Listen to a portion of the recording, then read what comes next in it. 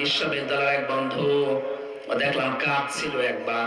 একবার ফেল করে আবার ভর্তি হয়েছে, মনে করলাম ওই জন্য কাঁদে। আমার বলছে, হামজা ভাই না। আমি বললাম, কি এমন কান্নাকাটি করেন? হ্যাঁ, মাফ করছেন। আমি বিয়ে করেছিলাম, বিয়ের পরে আমার মায়ের সাথে আমার বোর মিল নেই। কি করি? শেষ পর্যন্ত মা বাবাকে আমি আলাদা করে দিলাম। কিছুদিন পরে মা আর বাবা আমার পাঠিয়ে দিল লন্ডনে। আমি লন্ডনে ছিলাম কিছুদিন। ওখান থেকে শেষ করে প্রতি বছরে বছরে আমার স্ত্রীর নামে অ্যাকাউন্ট করা ছিল, শুধু টাকা পাঠাতাম। মা বাবার জন্য আমি এই কয়েক বছরে খোঁজও নেইনি, খবরও নেইনি যে তারা কেমন আছে। হঠাৎ করে আমার রক্তের ভেতরে 5 প্রকার ক্যান্সার ধরা পড়েছে। লন্ডনে ডাক্তাররা দেখে বলছে যে 5 প্রকার ক্যান্সার হয় রক্তের ভেতরে, তার ভেতরে একটা এটা হলে মানুষ আর বেশি দিন বাঁচে না। খুব বেশি হলেও 2-3 মাসের পরে তোমার রক্ত নষ্ট হয়ে যাবে। তুমি যা ভালো মন্দ খাবার খেয়ে নাও। চিন্তা করছে, মারা যখন যাবো, দেখি যাদের জন্য সব কিছু করলাম এই মানুষগুলো আমাকে কেমন ভালোবাসে। চিঠি লিখেছে শ্বশুর আর শাশুড়ির কাছে যে, আব্বা আম্মা আমি চলে আসতেছি, আমার শরীরে মারাত্মক অসুখ। লন্ডনের ডাক্তাররা বলেছে আমি নাকি 2-3 মাসের বেশি বাঁচবো না।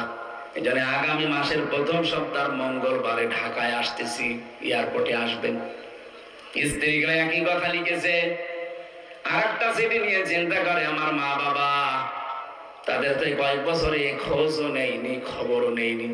এখন যদি চিঠি লিখি, না জানি কি মনে করে, যা করে করবে। চিঠি লিখেছে, মার বাবা, কোনদিন আজ পর্যন্ত তোমাদের খোঁজ নিলাম না। আগামী মাসের প্রথম সপ্তাহে আমি লন্ডন থেকে বাড়ি আসতেছি, সুযোগ পেলে এয়ারপোর্টে আসবা।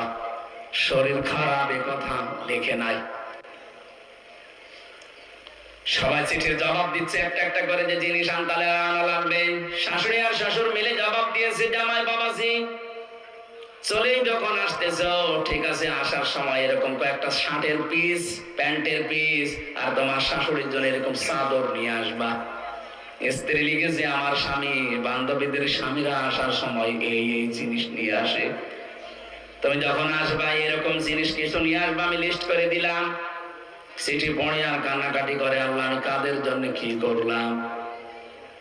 আমাদের শরীর খারাপ, একটা বারের জন্য জিজ্ঞাসা করে না আছে আমার শরীরটা কেমন আছে, শুধু জিনিস চায়।